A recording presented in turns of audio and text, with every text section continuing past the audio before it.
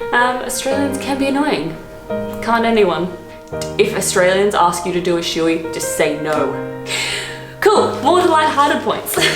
I'm the only one that has the right to say all these things about Australia, because I'm Australian.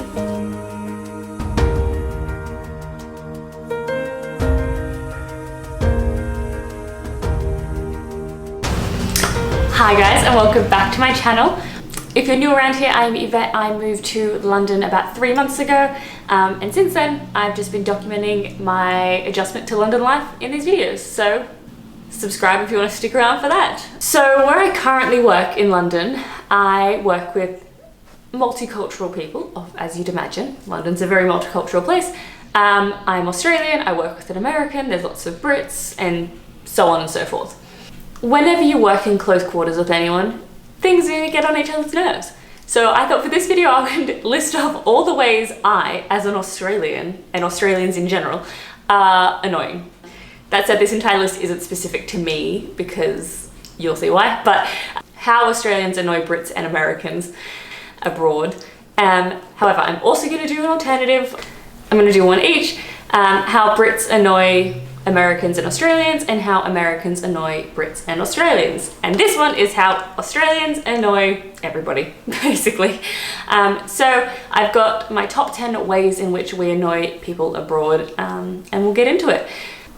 Now, I'm Australian, so you can't get annoyed at me because everything in the comments is I'm one of you, so you know, it's a get out of jail free card. You can't get annoyed with. I'm the only one that has the right to say all these things about Australia, because I'm Australian. Can be loud. Now, I don't fall into this category because I'm quite a reserved person, which is probably why I ended up moving to London. But Australians with more of a broad Australian accent can be quite loud, particularly when we're drunk. This I probably do fall into, that whenever we're drunk, we're quite loud and vivacious. And our accent tends to travel a little bit as well, so you can always hear us from a distance.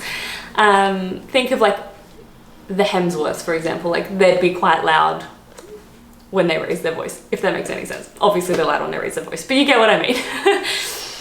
Number 2 goes hand in hand with that, is that we are known for saying what we think. Now this annoys more Brits. Now this annoys Brits and Americans, because Americans I think just think it charming because we're just kind of like saying how we feel, which is fine. Americans are very literal, it's great. Brits obviously never say what they mean, and they're very passive aggressive, like that's just their culture. So it can be quite jarring when Australians will just be like, that's ugly, or that's gross, or you look like rubbish, at least for.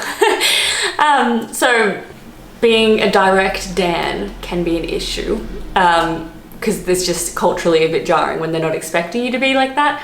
So definitely worth being aware of that. I'm aware of it. I try not to be too direct, but I know if I'm talking to friends and that I'm direct. But if I'm obviously talking to a shopkeeper, I'm not going to give them my opinion.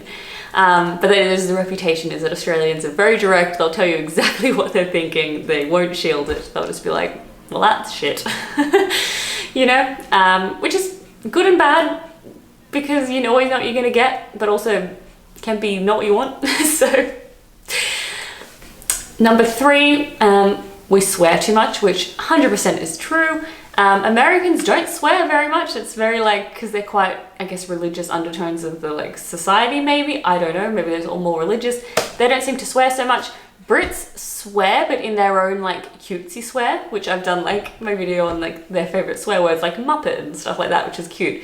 Whereas Australians just go straight for the C word. we don't beat around the bush. Like, we're pretty direct, as the previous point. I know I'm definitely guilty of dropping some swears, like they're commas sometimes. If I'm angry, every second word, you don't want to know about it. So yeah, we definitely, yeah, I should probably fix that, because it's not a good thing, but we definitely do. And we're notorious for having mates. If we call you a mate, it's generally we don't like you. It's a negative if we call you a mate. And we'll call you the C word if we like you. That's the reputation. I personally don't prescribe to this, but it is definitely a thing people do. So it can be confusing. So if an Australian calls you the C word, do not get offended. 9 out of 10 times they like you. Number 4, I have to put it in here because it came up so much when I was discussing this with people, but I don't want to like shame an entire country, but we can be a little casually racist, and that's come up a lot So I'm probably gonna get a lot of hate from Australians, but honestly, it was ridiculous how much this came up when I was asking people. I would like to think I don't ever come across like that. Because Australia is generally quite a white country, and we even had like the White Australia policy that only got abolished in 1970 something, so like that's not a long time. Generally people aren't exposed to a lot of cultures, which doesn't make them necessarily racist, and I don't think a lot of Australians like hate many cultures unless you are like legit racist, but generally I'm not gonna like no.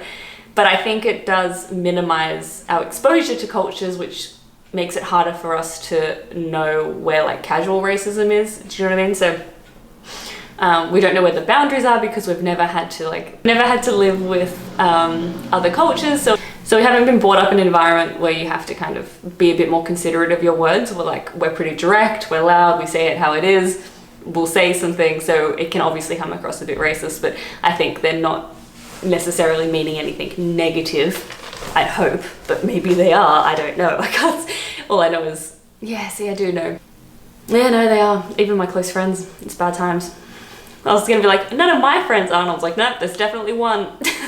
Definitely one that is not even casually. It's just like, yeah, it is a problem, but I think it's just lack of exposure, which sucks because we did it to ourselves essentially with the damn policy, and it's dumb. Don't even get me started, but look, I'm hoping to having more discussions about this, but yeah, we definitely got a problem around that.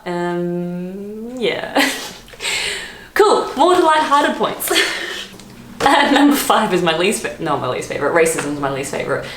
Second least favorite is root the boot or a shoey. I've never done this. I honestly thought it was a joke for a long time.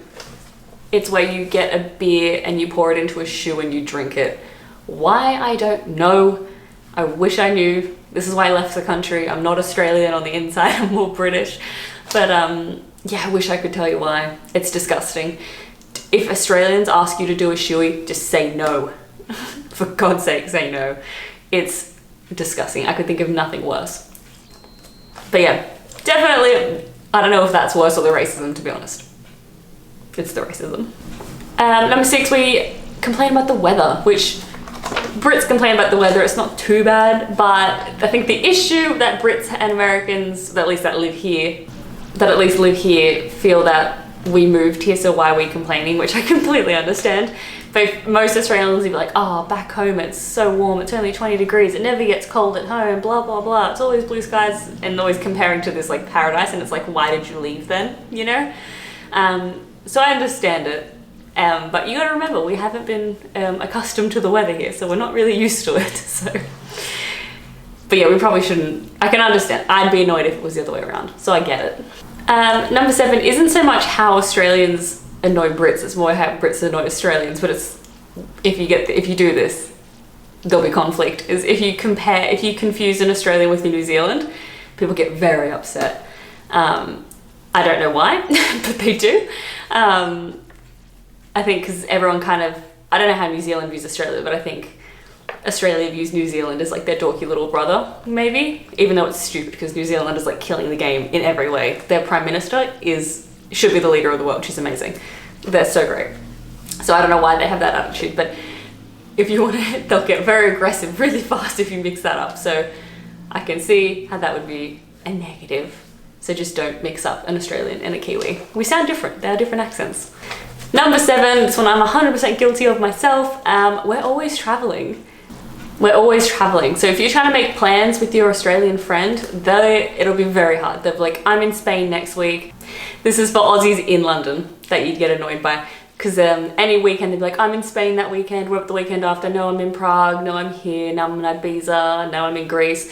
They don't stay still for very long. They move to London to travel, and that's what they're gonna do. They're on their 2-year visa and they need to fit in as much travel as necessary. And I'm 100% guilty of that. Because I've been here for 3 months and I will have done 4 countries, 5 countries. Can definitely understand how that would be irritating. And they're also like probably talking about it, be like, the beers here are just not as good as Prague. You know what I mean? So I get it. Australians can be annoying. Can't anyone? Then my last point is we drink a lot, which everyone knows, but I think Brits drink a lot too, but it would annoy Americans because America has a very, I don't know if you'd want to call it healthy, because I guess it is healthier than casual, like constantly alcoholics, but like, yeah, Australia and England are both very big drinkers, so we get on and no one really questions it. But yeah, Americans kind of get taken aback by the amount the Australians drink, and how regularly we drink and how casually we drink. It's very normal for us to go for beers during a lunch break. But once again, I'm not a very good Australian because I don't drink beer, so this is why I left the country. I'm not very good Australian. Those are my 8 ways Australia annoys Americans and British people. Tell me in the comments below if you have met Australians. Are they as annoying as I say they are, considering I am one? Or do you find them not as bad and am I overreacting? Give this video a thumbs up if you enjoy it, and remember to hit subscribe if you enjoy this content. And you can follow my London adventures. And yeah, I'll see you next time. Bye.